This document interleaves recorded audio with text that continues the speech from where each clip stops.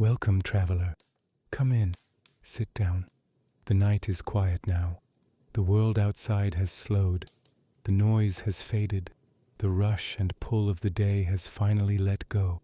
And you are here, safe, still, breathing. Tonight I want to take you somewhere extraordinary, to one of the most remarkable places that has ever existed on this earth. A building so vast, so full, so alive with human knowledge, that people traveled for months just to stand inside it. We are going to ancient Alexandria, to the greatest library the world has ever known, and we are going to spend the night there, with a man named Demetrios. He is the night keeper, the guardian of the scrolls, and tonight, as the city sleeps around him, he walks the long, quiet halls alone. Come with him. Let the past carry you gently into sleep. It is perhaps the year 200 BC. Alexandria is one of the greatest cities in the world, built by Alexander the Great himself, on the edge of the Egyptian coast, where the Nile meets the Mediterranean Sea.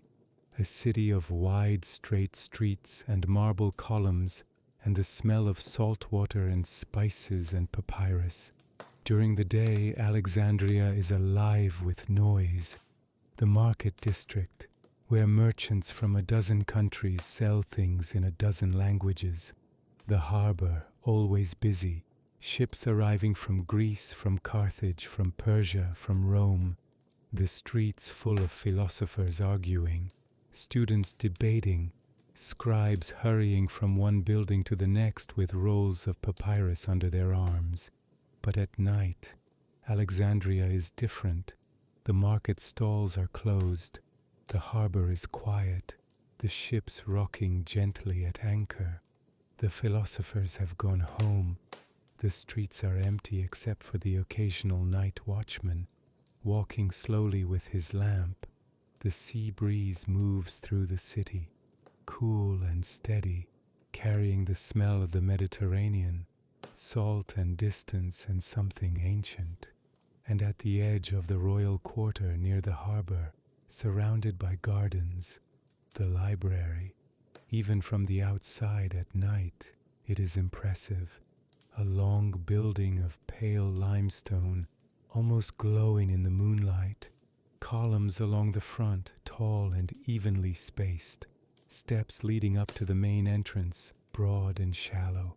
And light, warm amber light, visible through the high windows. Because the library never truly closes, someone is always inside. Tonight, that someone is Demetrios. Demetrios is 51 years old. He has worked in the library for 23 years. He came here as a young man from the island of Rhodes, arrived with 2 letters of recommendation and a desperate desire to be near books, had talked his way into a junior position cataloging scrolls in the Eastern Wing, and had never left. He is a small man, slightly built, with dark eyes and gray hair cut close to his head. He wears a simple linen robe, white, practical. On his feet, leather sandals worn smooth at the heel. In his right hand, an oil lamp, a small clay dish with a wick floating in olive oil, burning steadily. He moves through the library the way water moves through a familiar channel, without thinking, without hesitation, knowing every turn, every room, every alcove by heart. He has done this walk every night for over a decade. The night shift. Some of his colleagues find it lonely, the silence, the emptiness, the long hours before dawn. Demetrios has never found it lonely. He finds it. The only word is perfect. The library during the day is wonderful, of course, full of scholars and students and visitors from distant places. The sound of voices discussing, debating, reading aloud, the scratch of reed pens on papyrus, the rustle of scrolls being unrolled and rolled again. But the library at night belongs to him, and to the books, and to whatever it is that fills the place when the people have gone, and only the knowledge remains. The Library of Alexandria contains, at this moment in history, somewhere between 400,000 and 700,000 scrolls. No one knows the exact number. The cataloging is always slightly behind the acquisitions. New scrolls arrive every week, bought, copied, sometimes confiscated from ships arriving in the harbor, where it is the law that any books aboard must be offered to the library for copying before being returned to their owners. The building is divided into rooms, each one dedicated to a subject or a language or a region of the world. Demetrios walks through them slowly, one by one. The mathematics room first. The scrolls here are stored in long wooden cases along the walls, each one labeled with a small clay tag. Euclid's Elements, Archimedes on spheres and cylinders, Eratosthenes on the measurement of the earth, Apollonius on conic sections. Demetrios pauses here for a moment, runs his fingers lightly along the edge of one of the cases. He is not a mathematician. Numbers do not come naturally to him, but he has a deep respect for the people who think in numbers, for the particular kind of mind that finds certainty in calculation.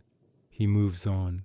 The astronomy room, maps of the sky drawn on large sheets of papyrus, rolled carefully and stored flat, star charts, tables of planetary movements, records of eclipses going back 300 years. He lifts his lamp slightly and looks at one of the star maps pinned to the wall. The constellations drawn in careful ink, connected by thin lines. Orion, the Great Bear, the Scorpion.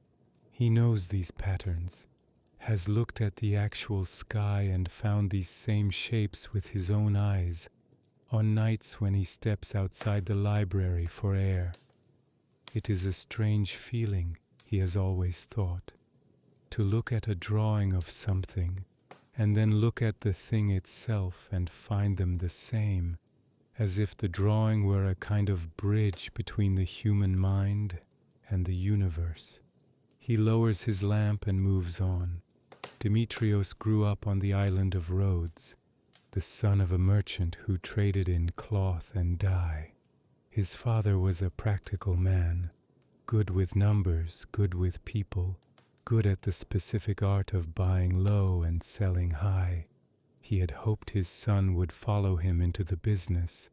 Demetrios had tried. For 3 years after leaving school, he had worked alongside his father, traveled with him to the markets of Corinth and Athens and Ephesus, learned the names and qualities of different fabrics, practiced the calculations of weights and measures and exchange rates.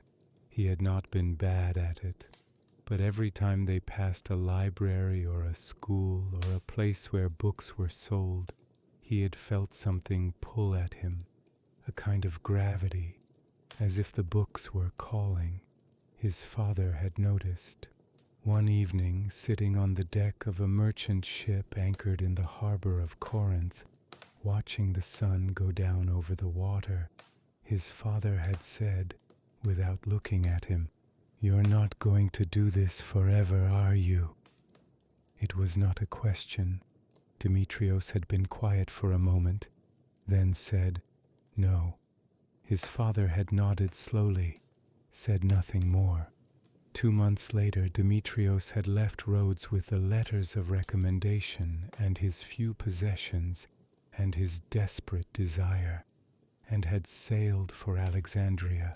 His father had stood on the dock and watched the ship leave. He had not waved, but he had not looked away either. Demetrios had watched him until the island disappeared. He still thought of that moment sometimes, the way his father had stood there, the particular stillness of a man letting something go. The philosophy room is Demetrios's favorite. It is in the center of the building, slightly larger than the others. The ceiling is higher here, the columns more ornate. There is a long reading table of dark wood running down the center. During the day, this table is always full. Scholars sitting with their scrolls unrolled before them, making notes on small wax tablets, occasionally leaning across to show each other a passage. At night, the table is empty. Demetrios sets his lamp on the table and stands for a moment in the silence. The scrolls on the shelves here represent almost every school of thought that has ever existed in the Greek-speaking world. Plato, Aristotle, Epicurus, Zeno of Citium, the Stoics, the Skeptics, the Cynics, men who spent their entire lives trying to understand what it meant to live well. What was the good life? What was virtue? What should a person value? How should a person face suffering and death and uncertainty? Different answers, wildly different sometimes. Plato believed in eternal forms, perfect ideas existing beyond the physical world. Epicurus believed in simplicity and the quiet pleasures of friendship and food and rest. The Stoics believed in accepting what you could not control and focusing only on what you could. Demetrios had read all of them, had found something useful in each. If pressed, he would say he was closest to the Stoics, not because their arguments were the most convincing, though he found them compelling, but because their philosophy matched what he had observed in his own life, that most suffering comes not from events themselves, but from our response to events, that the mind, properly trained, can find a kind of stillness even in difficult circumstances, that the present moment, this room, this lamp, these books, this silence, is enough, more than enough. He picks up a scroll from the nearest shelf, unrolls it slightly, reads a few lines in the lamplight. Aristotle, on sleep and waking. He almost smiles. Even the ancient philosophers wrote about sleep. People come to the library from everywhere, from Rome and Carthage and Persia and India, from small Greek islands and large Egyptian cities, from places whose names Demetrios has seen on maps but could not point to with confidence. They come to read, to copy, to learn. Some stay for weeks, some for months, some for years. He has watched them come and go for 2 decades, has seen the look on people's faces when they enter the library for the first time. A particular kind of awe, not the awe of a temple, not religious, not fearful, something quieter, more personal. The awe of realizing that other people, in other times, in other languages, have thought the same thoughts you have thought, have asked the same questions, have struggled with the same fears and the same hopes, that you are not alone in your confusion, that the questions you carry are ancient questions, questions that have been asked and asked again across centuries and civilizations. Demetrios believes, has believed for a long time, that this is the real purpose of the library, not the accumulation of knowledge for its own sake, not prestige, not power, but this, the reminder that human beings, across all their differences of language and place and time, are engaged in the same project, trying to understand, trying to live well, trying to make sense of a world that does not always make sense. He walks slowly back through the room, picks up his lamp, moves on. Past midnight now, the city outside is completely quiet. Even the harbor sounds have faded. The creak of ships, the occasional call of a night watchman, just silence. And inside the library, the particular silence of many thousands of voices, all still. Demetrios walks the eastern corridor, long and narrow, with windows high on the left wall that look out onto the garden. The garden is dark now, just shapes in the moonlight. The outline of a fig tree, a stone bench, the edge of a fountain, its water catching the light. He stops at one of the windows, looks out. The moon is high and bright tonight, almost full. It washes the garden in pale silver light. The fig tree's leaves are very still, no wind. He stands there for a while, just looking. This is one of his habits, stopping at this window at some point in the night and looking at the garden. He is not sure when he started doing it. It has been years at least. There is something about the garden at night that he finds clarifying. The contrast, perhaps. The library inside, all human thought and effort and language and argument and beauty. The garden outside, a fig tree, some stones, water, moonlight, both real, both full of something, different kinds of fullness. He breathes slowly. The night air coming through the window is cool and smells of the sea. He closes his eyes for just a moment, listens.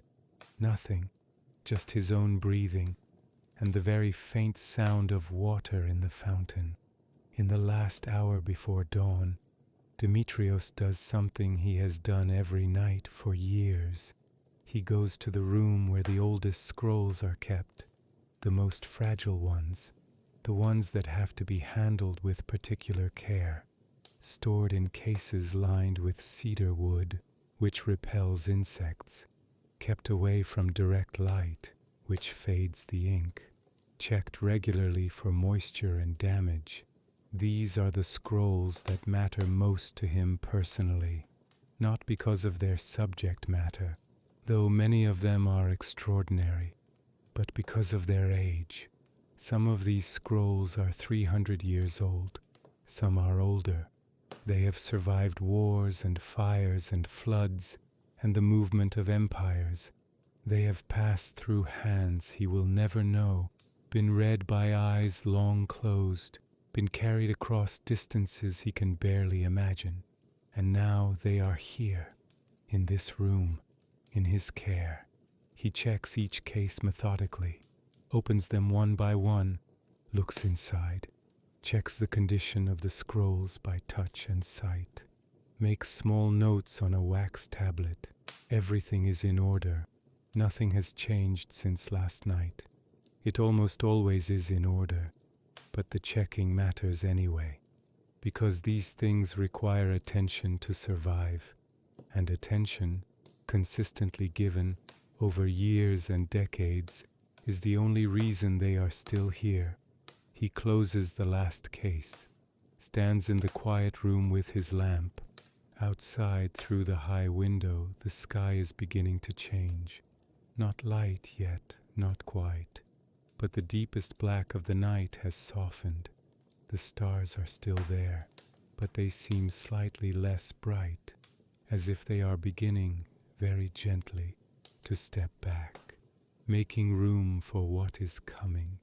Demetrios walks back through the library one last time, through the philosophy room, through the mathematics room, through the long eastern corridor, back to the entrance hall.